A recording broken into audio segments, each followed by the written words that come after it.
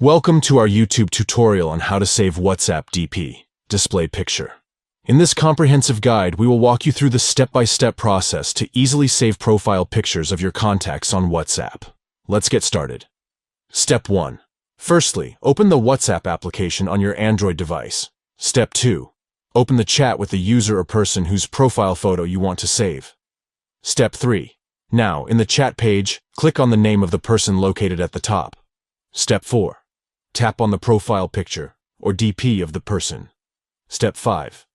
Once the profile picture is clear, you are ready to save the DP. Step 6.